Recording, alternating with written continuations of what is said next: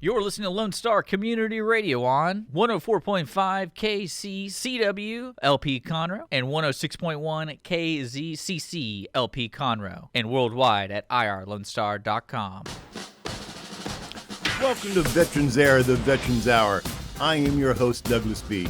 You can catch us live the first Tuesday every month here in your Lone Star Community Radio station on the FM dial at 106.1, 104.5 at veteransair.us, Facebook Live, YouTube, and wherever you get your fine podcasts.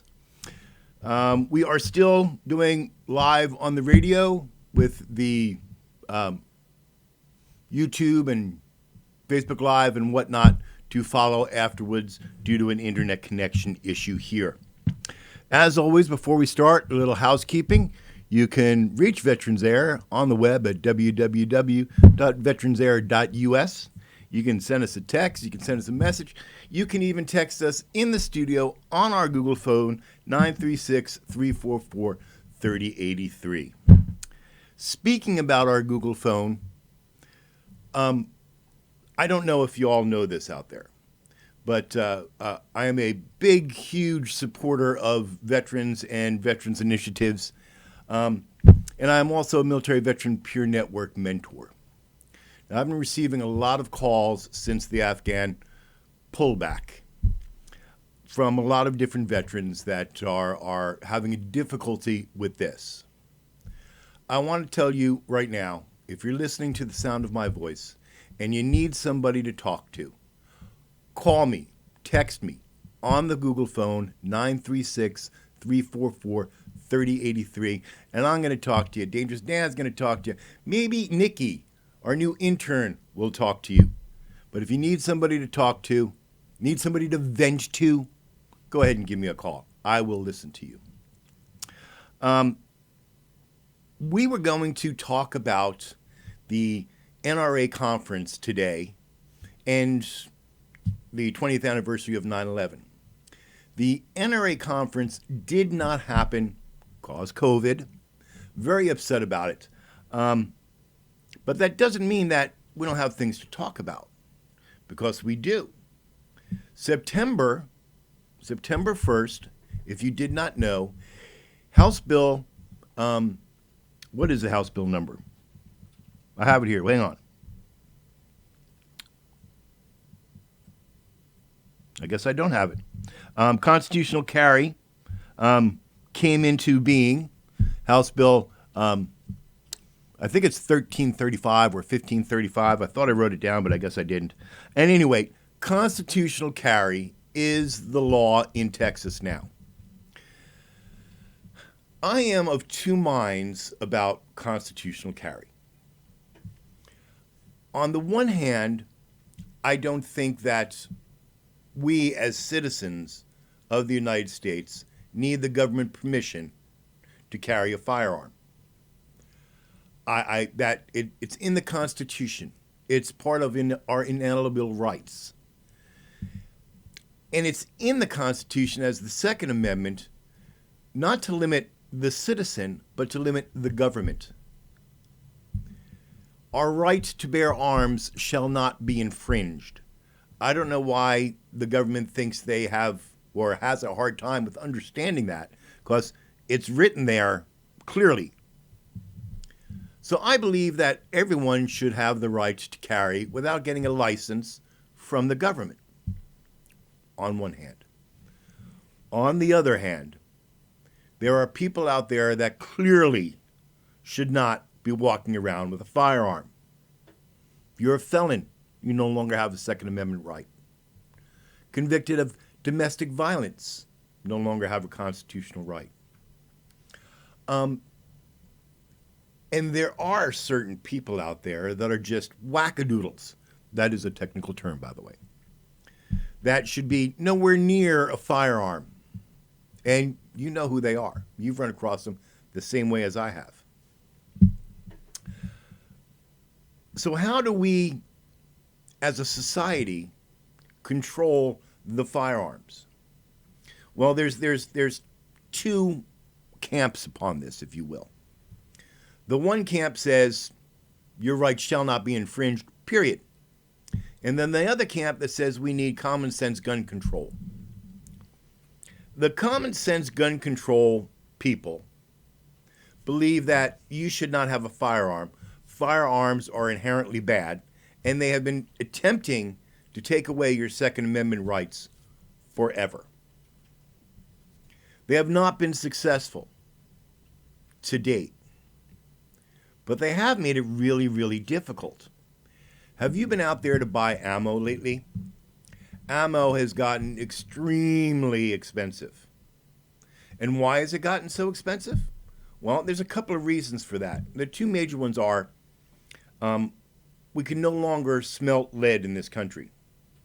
Back in the Obama administration era, the ability to smelt lead was taken away. Recently, under the new administration, the import of ammunition has become even stricter. So ammo, if you can find it, has gotten very expensive. Now, I usually get my ammo in one of three places. Either at a gun show, through a website called Lucky Gunner, or another one called Cheaper Than Dirt. And I am always looking for ammo because I always am. I use it up. I shoot it. I actually shoot my firearms all the time. So I'm always looking for a good deal on ammo. Recently, I was out looking for a 5.56 ball, which I could not find. But I did find 223 at 95 cents a round. Let me say that again. 95 cents a round for 223. That's really expensive. That's very expensive. I don't know the answer to this other than we as citizens need to be more vocal on what we want and what our rights are to protect them. We see, and we have seen for the past few years, the opponents to your rights are very, very vocal. They demonstrate, they burn down cities, they loot stores, they beat people up. They're very vocal. The other people that just enjoy their God-given rights, we're not that vocal. And I think that we should be. No, don't go back and say that Doug's telling you to go burn down cities. I'm not telling you that. I'm telling you, you need to be more vocal. You need to do protests and demonstrations and whatnot to protect your God-given rights.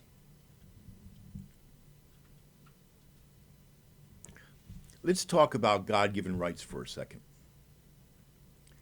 The military, when they join, they take an oath.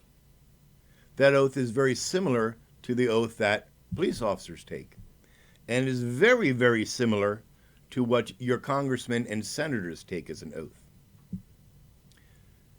The relevant part of this oath is that you will protect and defend the Constitution from all enemies, foreign and domestic. All enemies. So those people that are wearing the uniform, they stand for our rights. They're protecting our rights and protecting us. You need to wrap your head around that.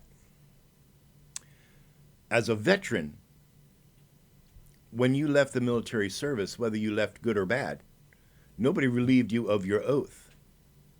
And if you are a serious veteran, then that oath still lives within inside of you.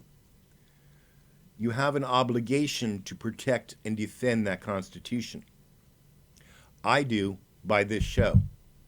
By just putting on this show, I am fulfilling my oath to protect and defend the Constitution by making you aware of what's happening out there in the world.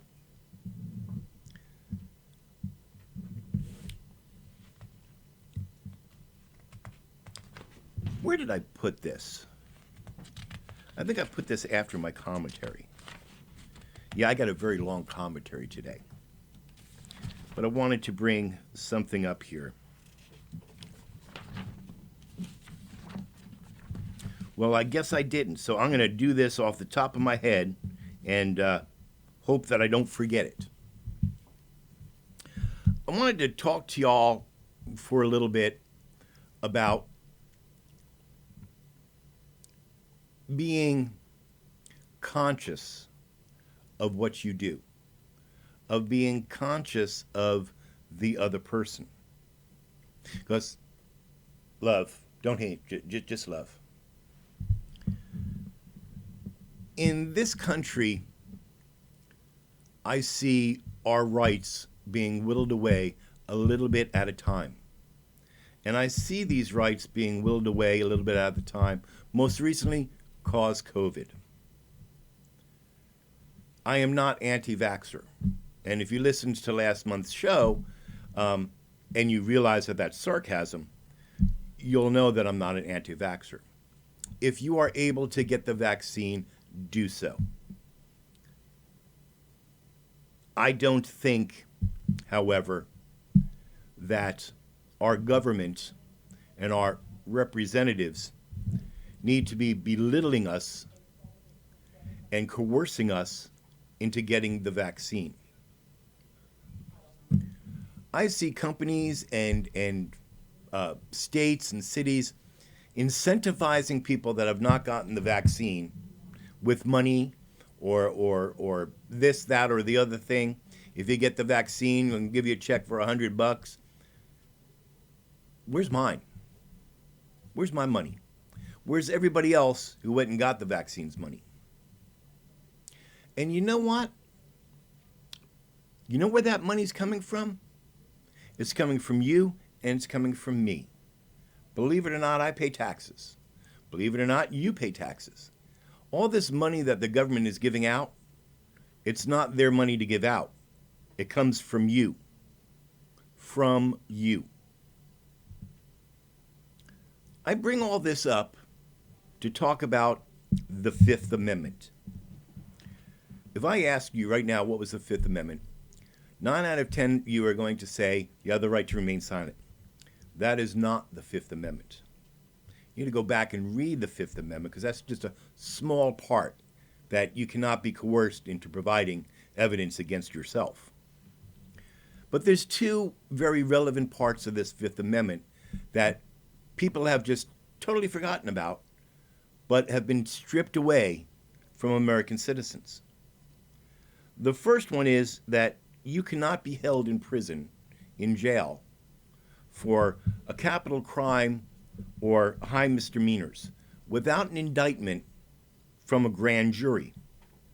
Today, we have United States citizens sitting in solitary confinement, and they've been there since January 6th. And what is their charge? Their charge is trespassing.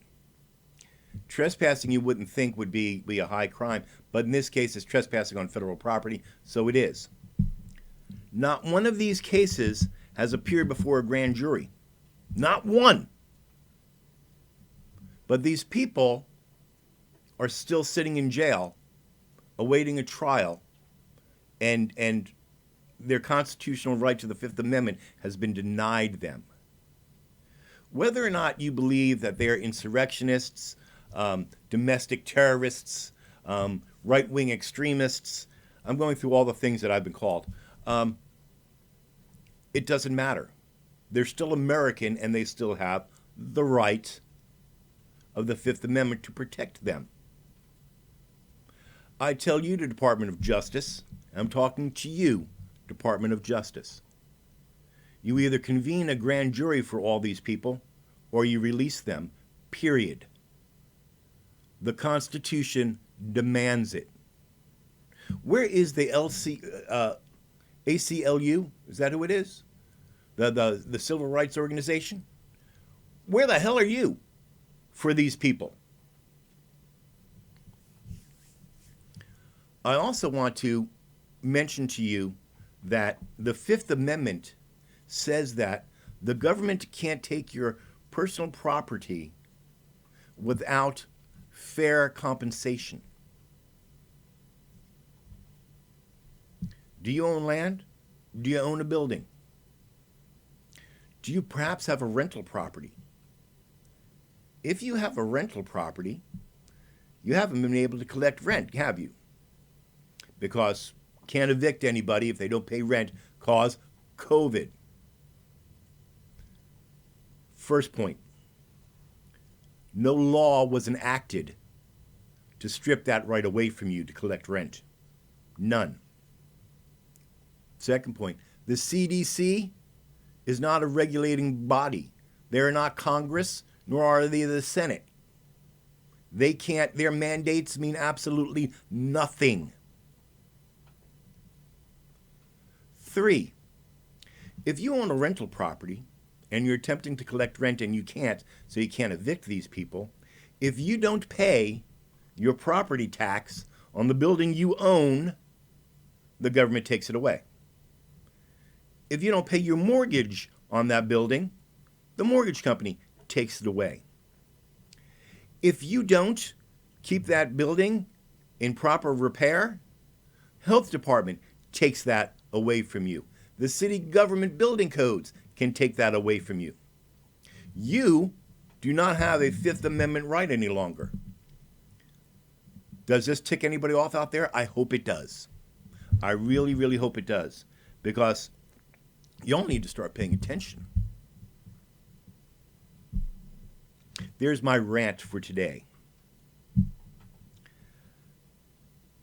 I want to talk to you all about 9/11. And we're going to have a long discussion about 9/11.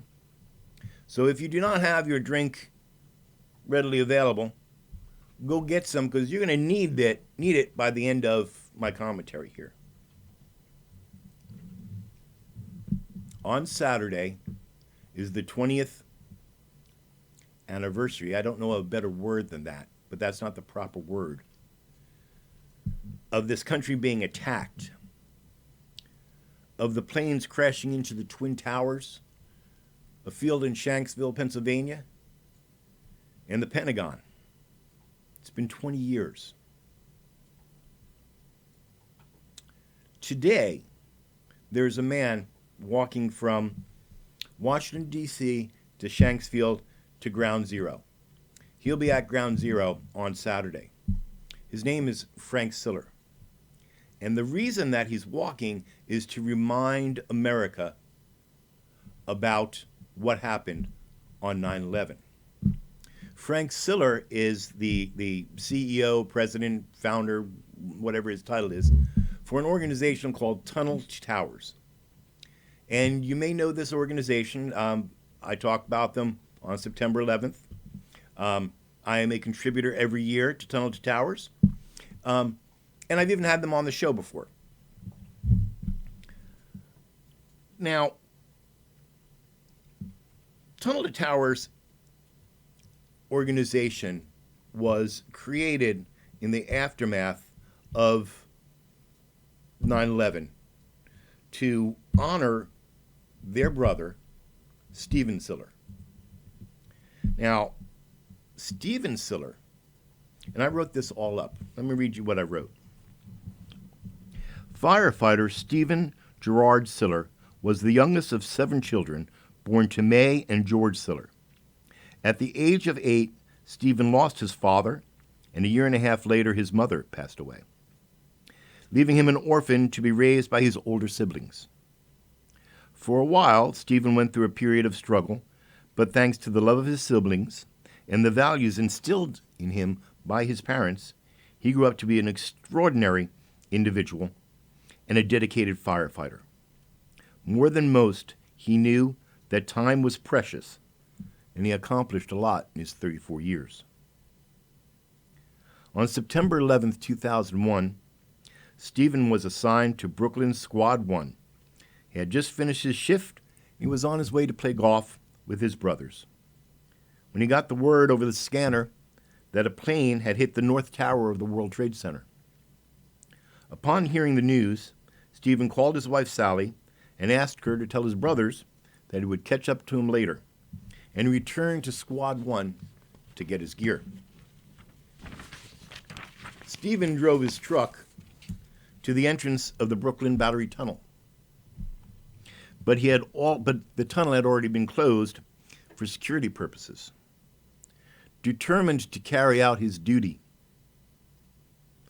Stephen slapped on his 60 pounds worth of gear, put it on his back, and raced on foot through the tunnel and to the Twin Towers.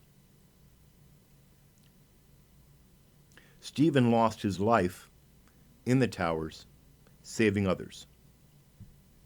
Now, if you've never been to the Battery Tunnel or the World Trade Center, I want to tell you that the route that you can take, the shortest route, is just about a mile. But think back to 2001, where everyone was trying to get out of the city at the same time. This young man, with 60 pounds strapped to his back, ran from the Battery Tunnel to the Twin Towers, fighting the crowds all the way, just to save lives, just to do his duty. Stephen had everything to live for. He had a great wife, 5 wonderful children, and a devoted extended family, and a lot of friends. Stephen's parents were lay Franciscans, and he grew up with the guiding philosophy of St. Francis of Assisi, which encouraged him and inspired the phrase, "While we have time, let us do good." These are words that Stephen lived by. Stephen's life and heroic death serve as a reminder to all of us to live life to the fullest and to spend our time here on earth doing good. This is Stephen's legacy. Let me tell you a little bit about the Tunnel to Towers Foundation and what it does. It provides mortgage-free homes to tragically injured veterans and the widows of LEO, firefighters, and first responders. They just come to you and they go, "Here's a house. And it's yours, free and clear. Over and done with." Just this year, they started an initiative. Someone who had donated a good chunk of property there in Florida, and they're going to build a community there called the Do Good Community, and it will be filled with these tragically wounded veterans and the spouses of past LEO firefighters, first responders. Think about that for a minute. Think about what you would do if you came home from the war missing your legs, missing your arm. How can you get around your house? Tunnel to Towers, in the memory of Stephen Siller, provides homes for these veterans and the spouses of LEO and firefighters, EMTs, first responders that died in the line of duty. I think this is only fitting. And this is why I donate to them. And I encourage you to do so also. But, go to tunnel2towers.org and read about it yourself. One of the things that you're going to find out is that 93% of every dollar donated goes to these programs. 93% of it. The rest is overhead and to make a commercial. 93%. That's huge. That's huge. I mean, we had Lynn Marie from Quilts for Vets on here 2 months ago, I think, 3 months ago, who's self-funded. She does it out of her own pocket. 4T4 Racing, who does it out of their own pocket. There are angels that walk among us, and it is our job to recognize that angel when we see it.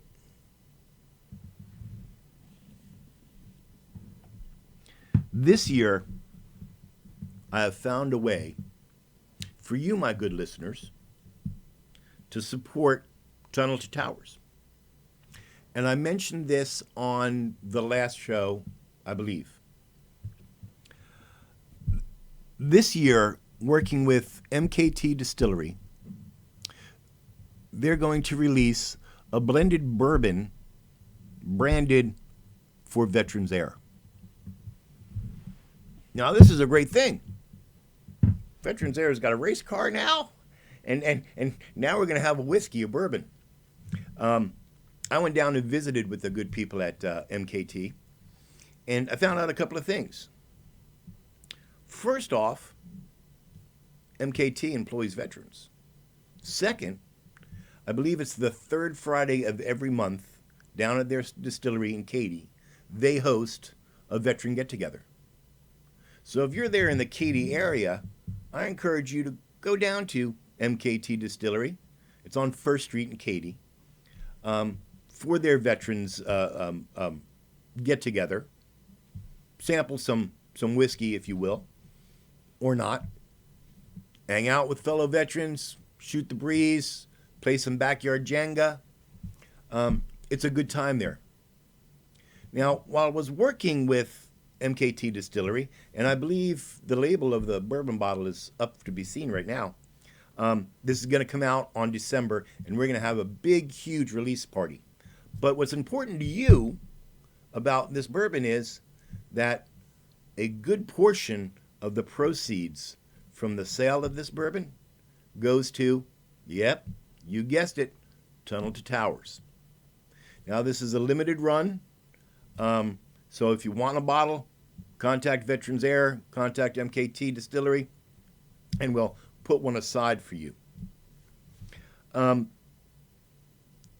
I can think of no better way to bring awareness to Tunnel to Towers, to keep alive the memory of 9/11, than to do so like this, because after all, we're veterans. Now, I will tell you that I tried really, really hard to convince them that they need to infuse this bourbon with caffeine, nicotine, and rage, but they said there was no way to actually do that. I said, then I don't know if I really can call it a veteran's whiskey, but, we're going to do it anyway. If drinking is not your cup of tea, like mine, I don't drink alcohol, and you still want to support Tunnel to Towers, then go to tunneltotowers.org. You can go to t2t.org. Go to their donate page and donate. You can donate whatever you want, and you can also set it up so that you can donate $11 every single month, and that's what I do. Every year I just, we up that. And it's amazing what they can do for $11 a month.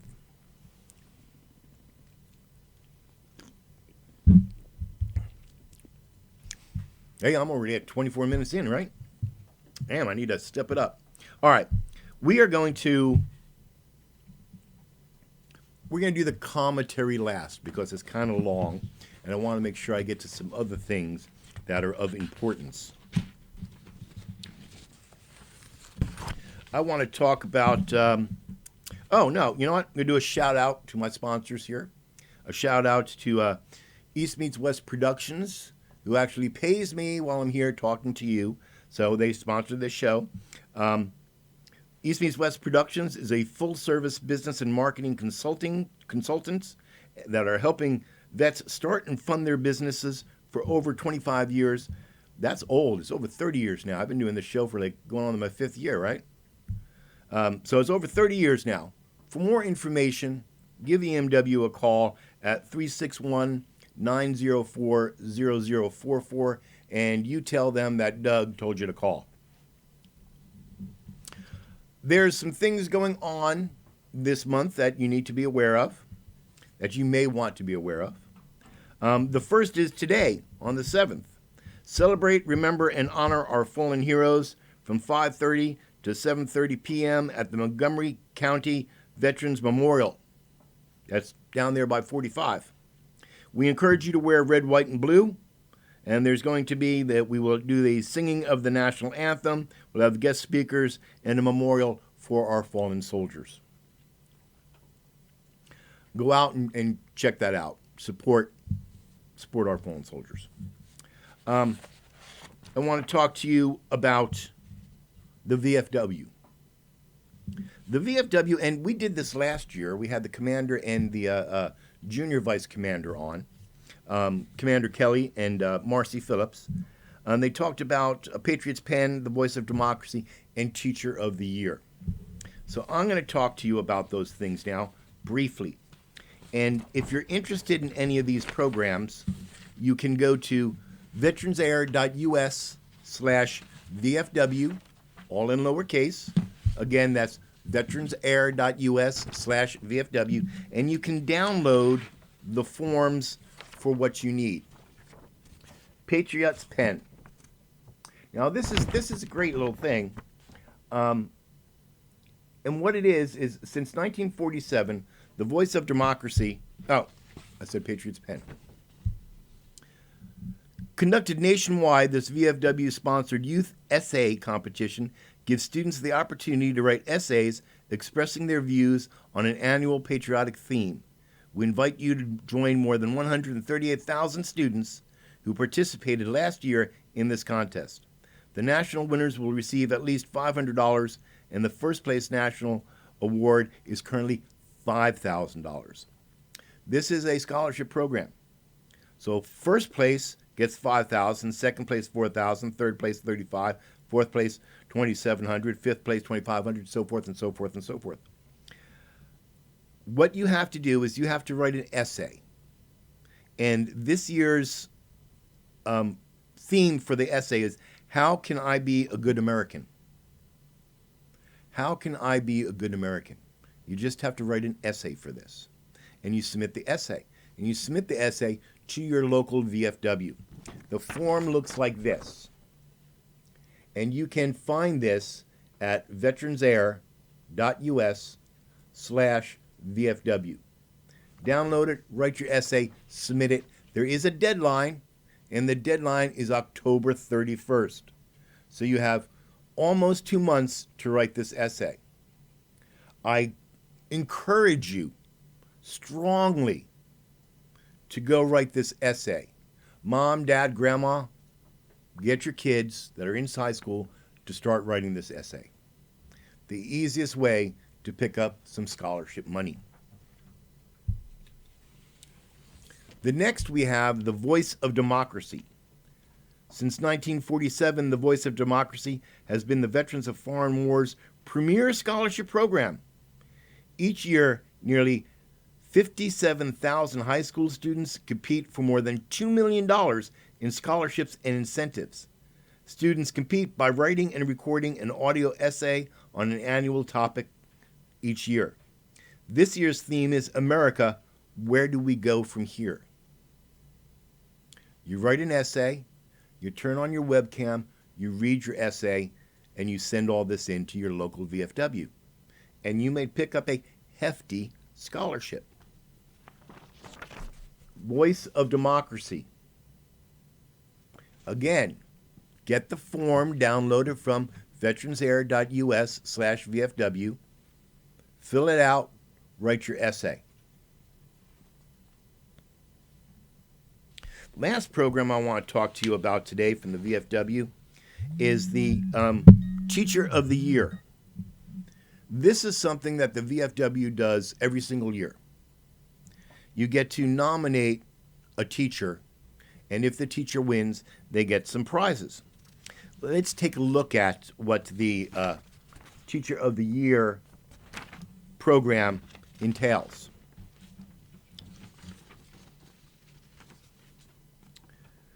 This was founded in 1899. The VFW highly supports the education of America's youth.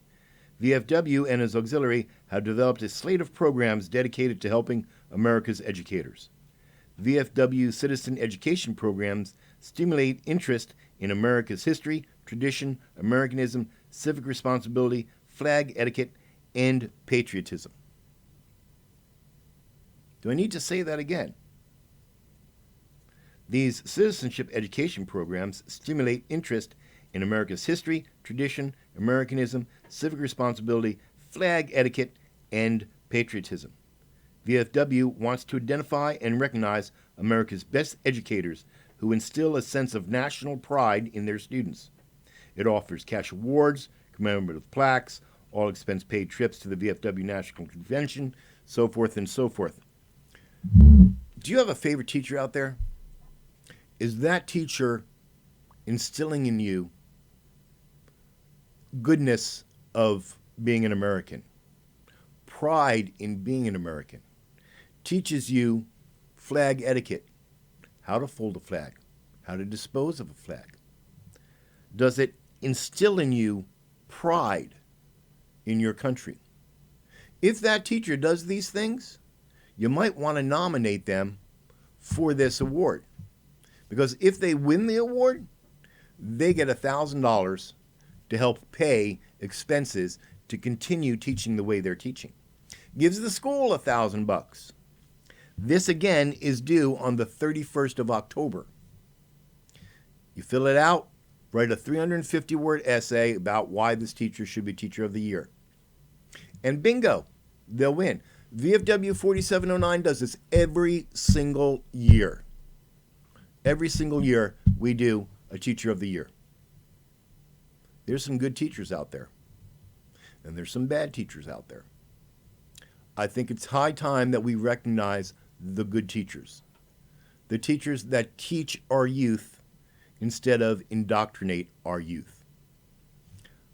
I'm very excited about this program, and I was excited last year too. And I think I mentioned this goes hand in hand with another organization that I support, Patriotic Restitution.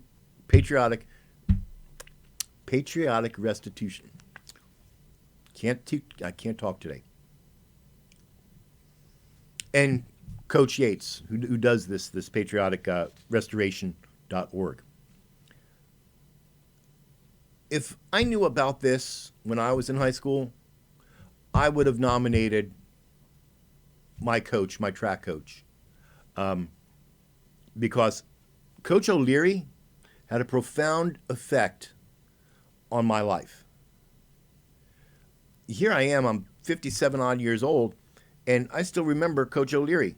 Not because he was a great track coach, because he was, but because of how he taught me and instilled in me my pride and my love for America. Through literature, he did this. He made me read Animal Farm, and that's where I learned about communism and socialism. If you want more information about Patriot Pen, Voice of Democracy, or Teacher of the Year, please contact me via text 936-344-3083 or call the VFW here in town. Send them a text, contact them on Facebook. They're more than happy to talk to you about it. This Saturday, September 11th, the Montgomery County Veterans Memorial Commission is commemorating the 20th anniversary of the terrorist attacks and subsequent loss of firefighters at the World Trade Center on September 11th, starting at 8 a.m. at Veterans Memorial Park. Go on over there and be part of this. Also on September 11th at the VFW 4709 will be they'll observe their 9/11 Remembrance and Tribute, and is expanded this year. It's open to the public. Please come by and come to the ceremony. Afterwards, if you have not yet purchased your tickets, you need to go over to Honor Cafe and purchase your tickets. They have a little QR code that you scan. And they're also doing a benefit to benefit Tunnel to Towers. If you go out, look for me, look for my loving wife, and you can get my autograph because I'm a TV and radio personality. It was a big shock to Patriot when she saw me on TV, Dick. I keep telling her, hey, you have the ability, you can kiss a TV and radio personality anytime you want. She tells me, go away. I must be doing something wrong.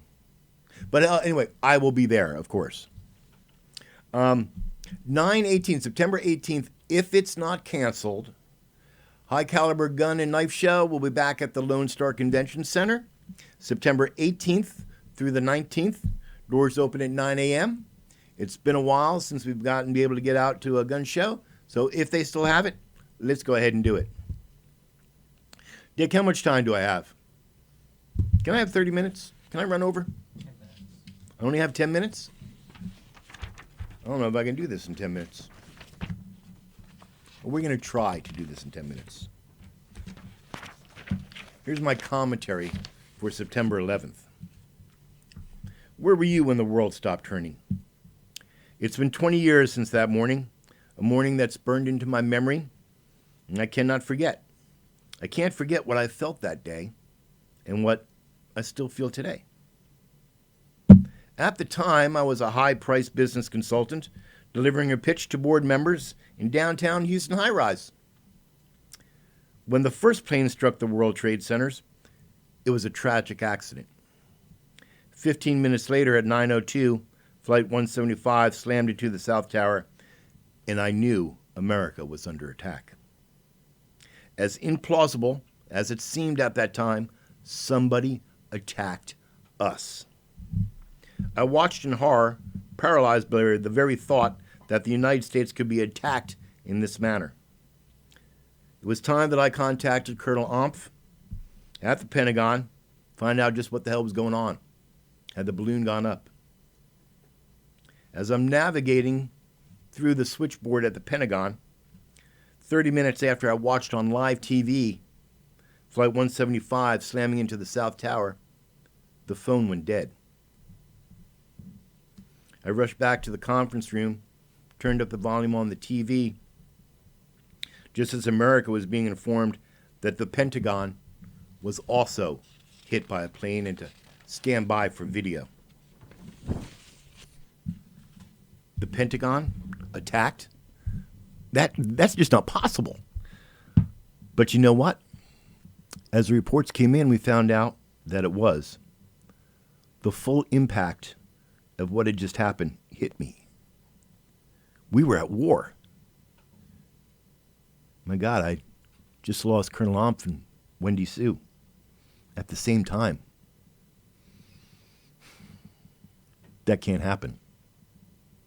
Okay, I admit it. I flipped over into my combat operations mode, started checking off my checklist. Step 1, secure the AO. I'm in a downtown Houston high-rise on the 6th floor in a client office. The AO is filled with civilians, unsecurable, and I'm not too sure about the loyalty of some of these people. The situation is fluid. I cannot evac. I assess the current situation and determine possible internal threats, avenues of attack, threat vectors, and above all, protect the non-combatants. Step 2, determine remaining assets. I call home, read my wife into what's happening, tell her to get her daughter from school.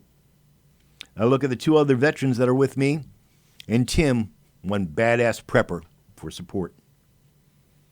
Step 3, find your battle buddy. I called Brother Johnny. He was already on standby and reporting to his unit. We said our goodbyes just in case. Stay safe. Stay vigilant. To Valhalla, brother. I tried over and over again to get hold of Omph and Wendy Sue, but the lines were jammed. I called Wendy Sue's husband, but no luck getting through there either. I'm starting to lose it at this point because, you see, Wendy Sue, she worked on that corridor that the plane hit. Step 4, gather intel. Intel, damn it! I need intel. Where the hell are my battle captains and why aren't they on the net? Where's the TOC? And where's my RTO? Calm down, breathe. You are not Dragon 6 Actual. Civilians have no idea what a battle captain is, a TOC or an RTO, and if they did, they wouldn't give it to you. You are an old, out-of-shape, disabled veteran running around being a business consultant with a ponytail. Wait, I had a ponytail? Yeah, I had a ponytail, guys. Step 5, sit rep. No matter what channel you're watching, the news and information is the same. The FAA has just grounded all air traffic over the skies of the United States of America. The President is on Air Force One.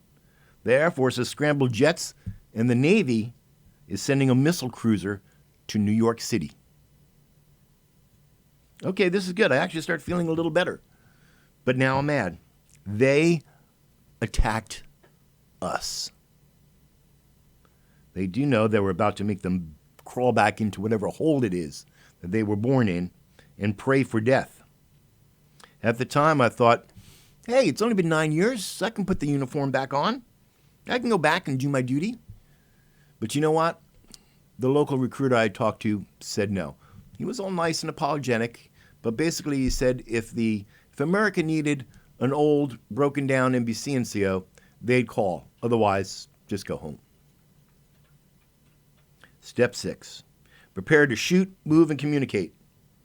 I watch the news. I call Colonel Omph. I call Wendy Sue. Got home and repeated that process. For 3 days, I went from preparing to war to inconsolability. I cannot believe that I lost Colonel Omph and Wendy Sue, 2 people I served with in the beginning of my career. Colonel Omph's the godfather of my child. Wendy Sue is my oldest confidant. I prayed to God, please, I can't lose them both.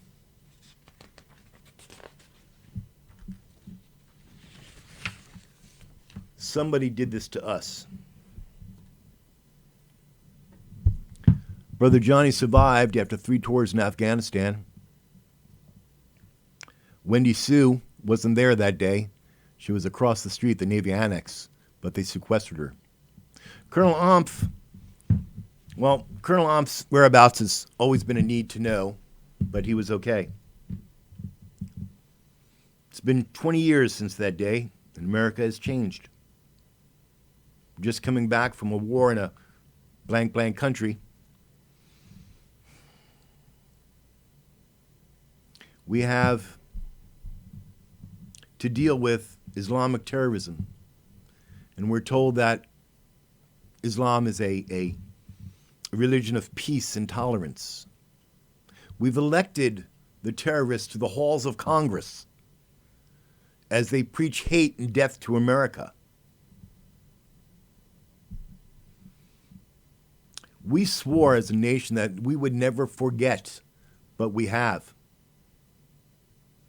On September 12th of 2001, I walked outside, looked up and down my street, and every single house was flying an American flag. I didn't see the Mexican flag, didn't see the Afghani flag, didn't see the Indian flag, I saw America's flag. Today, I did the same thing. There's but 2 flags flying, my house and another veteran at the end of the street. So, you do as you want. I'm going to do what I've done since that day. I'm never going to forget. And I'm never going to forgive. If you stand against America, if you stand or sympathize with those that would do us harm or destroy the American life, then let this broadcast serve you as a warning. I do solemnly swear that I will support and defend the Constitution of the United States against all enemies, foreign and domestic, that I will obey the lawful orders of the Commander-in-Chief, so help me God. Remember that drink I told you about? Go get it. We're going to do a toast. A toast to my fallen comrades who answered America's call and did their duty. To our first responders who rush into the flames to pull us out. And finally, to the United States of America. May she always stand as a beacon of freedom to the world. Now, Dick tells me I'm out of time, so I'm going to wrap this up. I want you to tune in October 5th at 1 p.m. for our next show, and we're going to be talking about HB 1535, compassionate use for medical marijuana. It has changed, people. Medical marijuana may become a fact sooner rather than later. Remember to like Veterans Air on Facebook, so you can be informed about future shows and topics. I want to leave you today with this song by Alan Jackson, Where Were You? And while we listen to this, let us remember our police, our firemen, our first responders, and our military. If you are wearing the uniform today, I want to tell you thank you. I want to tell you I'm proud of you. And until next month, stay safe and stay vigilant.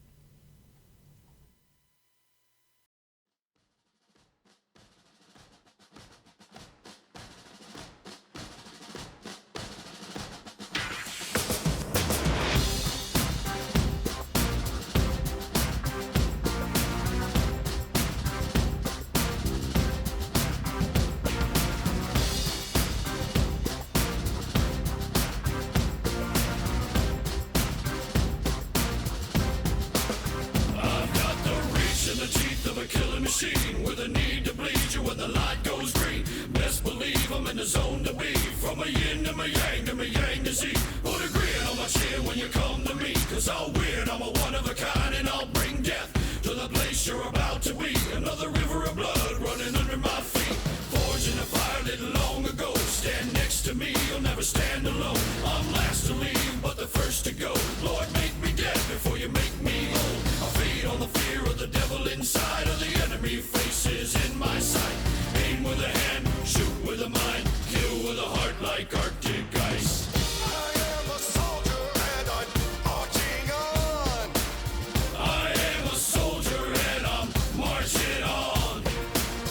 I am a warrior, this is my song. I am a warrior and this is my song. I bask in the glow of the rising war. Lay waste to the ground of an enemy shore. Wade through the blood spilled on the floor. And if another one stands, I'll kill some more. Bullet in the breach and a fire in me. Like a cigarette thrown to gasoline. If death don't bring you fear, I swear you'll fear these marching feet. Come to the nightmare, come to me. Deep down in the dark where the devil be. In the mall where the jaws and the razor teeth. Where the brimstone burns and the angel weeps. Crawl to the gods if I cross your path. And my silhouette hangs like a body bag. Hope is a moment now long past. The shadow of death is the one I cast. I am a soldier and I'm marching on. I am a warrior and this is my song. My eyes are steel and my gaze is long. I am a warrior and this is my song. We're not just going to shoot the bastard. We're going to cut out their living guts and use them